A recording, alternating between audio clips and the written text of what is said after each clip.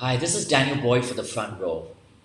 Our next label has a very unique aesthetic that has wanted very, very large amounts of fans in a short time that the label has been established. Let's find out the story of Grace from founder and designer Chen. Hi, welcome to the Front Row.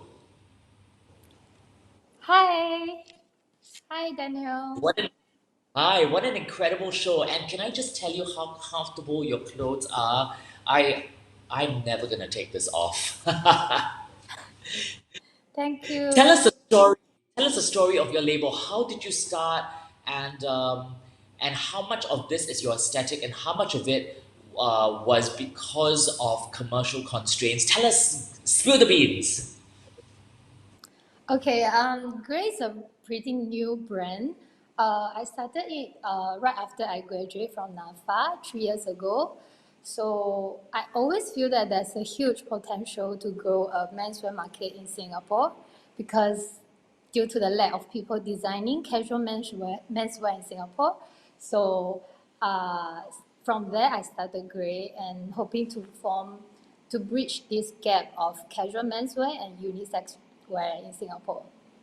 Yeah, so our aesthetics, I will say, is about simplicity, but with innovative garment construction and focus on comfort and hyper functionality. And it's that unisex appeal and focus on comfort and breathable materials. I would describe it. You know what I also love about your label is it's incredibly forgiving, and people of all shapes and sizes can wear your label and look really really great in it. So I do think that labels nowadays, especially young labels like yours, you're beginning to be very inclusive and not just sustainable, and is part of fashion right now. Is that something that you started off with, or is that part of your aesthetic when you first started designing this collection? We started out as doing menswear, but as the brand evolves, we realized that our clothes are actually very versatile for even for female, and Yeah. and it covers a wide range of age group. And because of the roomy silhouettes, it also caters to all body types. And from there on, we have been focusing on producing very versatile garments that more people can wear. So that's been a focus since like a year ago, and I think that's one of our unique selling points.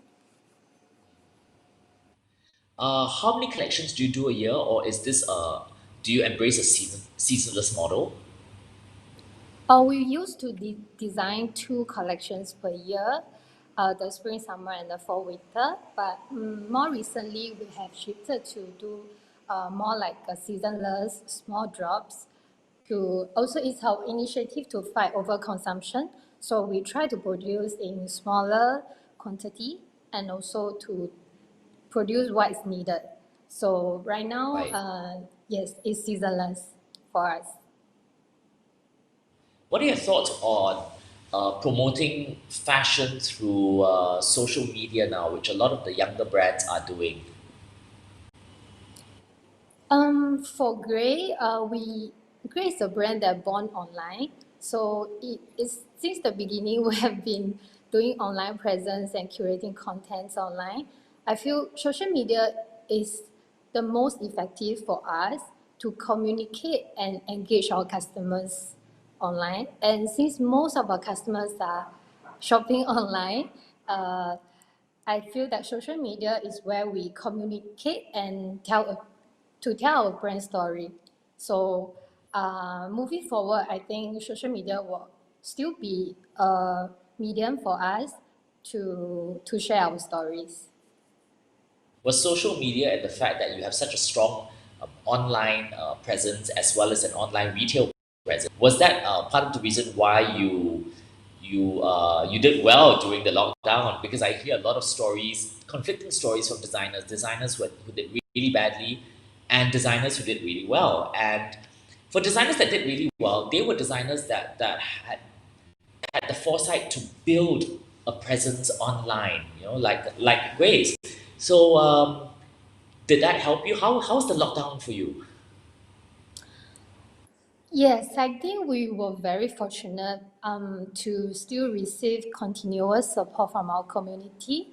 Like I say, we are based online, so during the lockdown, we actually speak up a lot to our customers via social media, and actually there were an increase of sales online.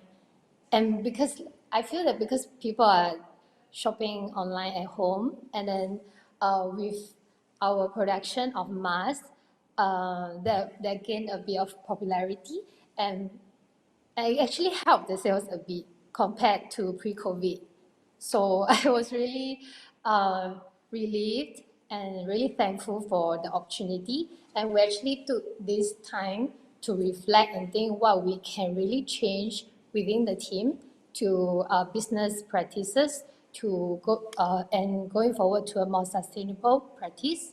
And we have been sharing like articles and also what we have been doing online via our blog posts, and we received a lot of positive feedbacks. So I think for lockdown, it was actually a good opportunity for us, for a brand to grow and to pivot in this era, I feel. That's really really great to hear. It's so heartening to hear stories of brands that actually thrived and pivoted and did really really well despite the difficult circumstances. So congratulations. All right, I have a question for you.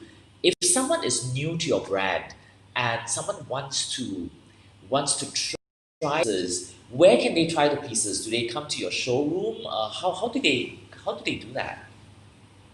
Oh, yes, they can come to our studio. We do have a studio space here.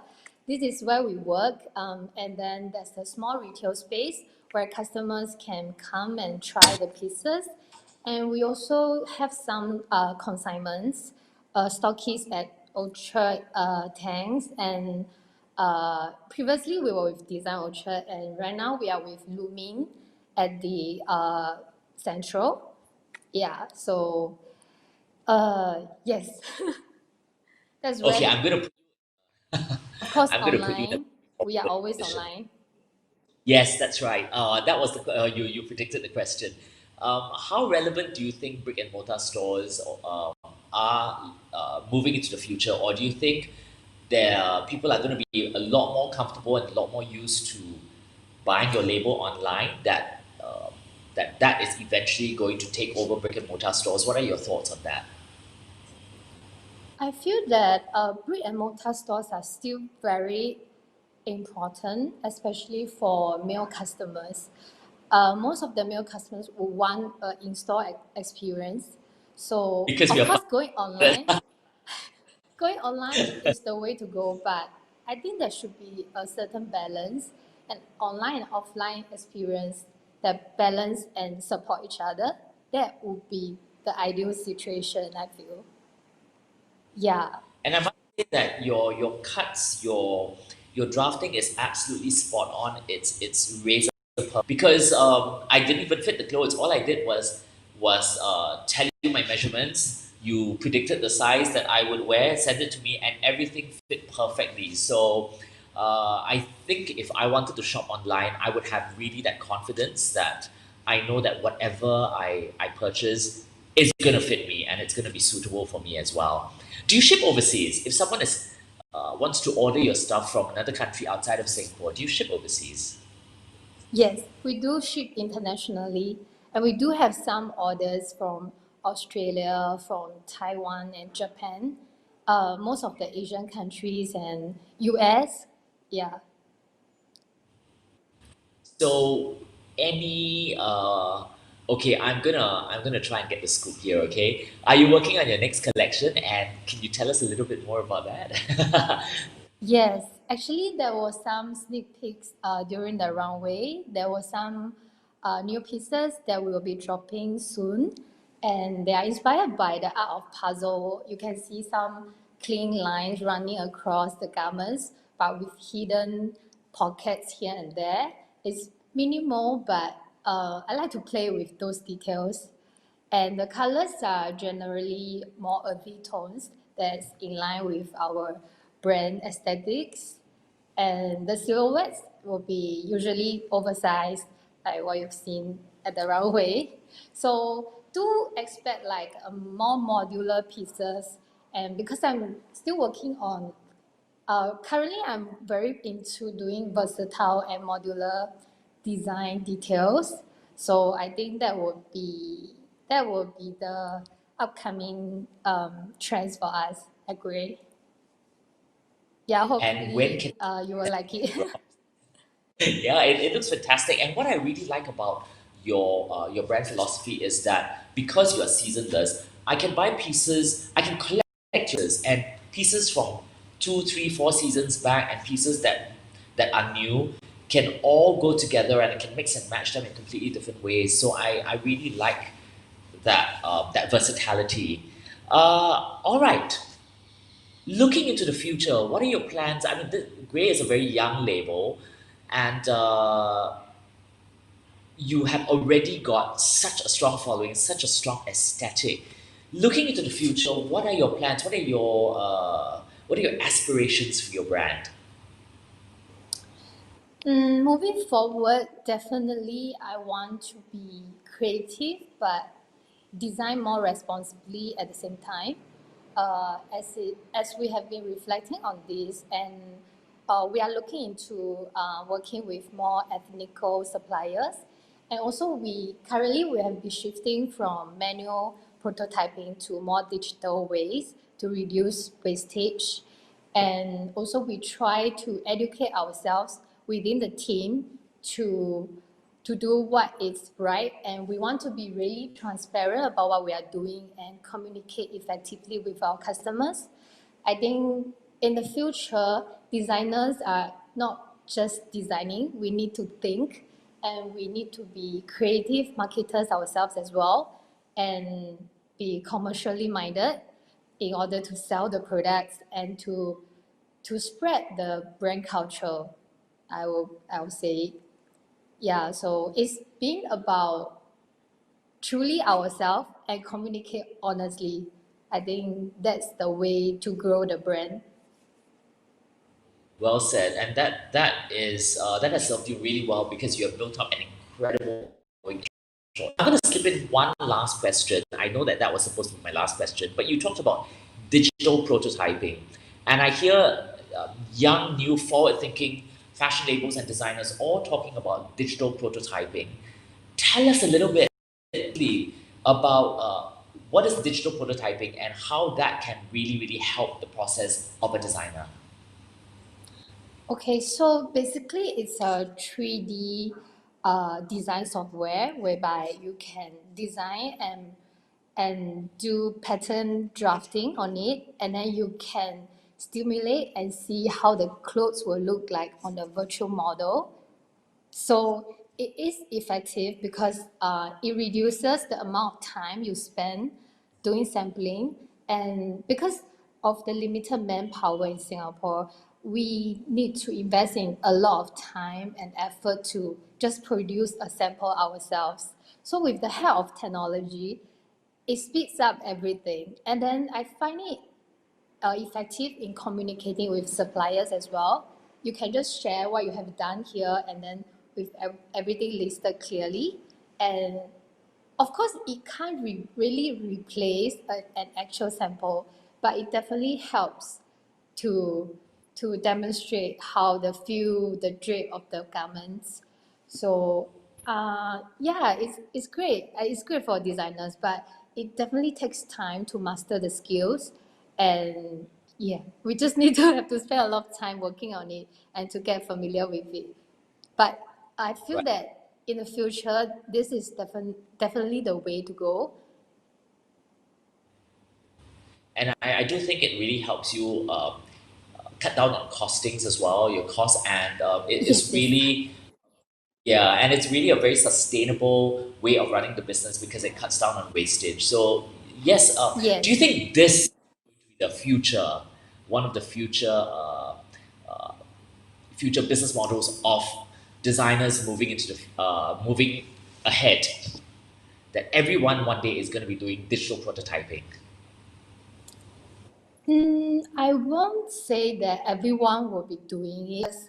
It is something that it might be something the younger generations will accept for now, but it really takes a long time to master. So I and people have different perspective of for virtual fashion. So Right. I think it really depends, but definitely it will be a great tool to help us in terms of designing for me personally. And I personally think that the designers that manage to master these new technologies and marry them very, very effectively with their own aesthetics and with their own skills, these are the designers that are going to be blazing the trail into the future. This is what I think is going to be the future of fashion. So thank you very much, Jen, for sharing your story. Any final words for your customers? If you had to sum up your label in one sentence, if I didn't know about your label and you had to sum it up in one sentence, what would that be? I think Graye is a label that embraces cultural diversity. We try to stay grounded to the roots, but still trying out innovative ways to improve ourselves. And we hope to grow together with our customers. And I just want to thank all my followers and customers for supporting us since the beginning. And yes, I'm really grateful for them. Well said indeed. And if you want to check out the entire collection, the website to the online store for Grace is right here at the front row. All you need to do is to just click on it and it'll lead you directly to the store. You can browse the collection and shop, shop, shop. And if you want to know more about the front row, do follow us also on Instagram. Our handle is thefrontrow.style. If you're going to be posting any front row related pictures on your social media, do hashtag us. Our hashtag is the front row SG so that we can find these pictures and like pictures. And please tell friends about the front row.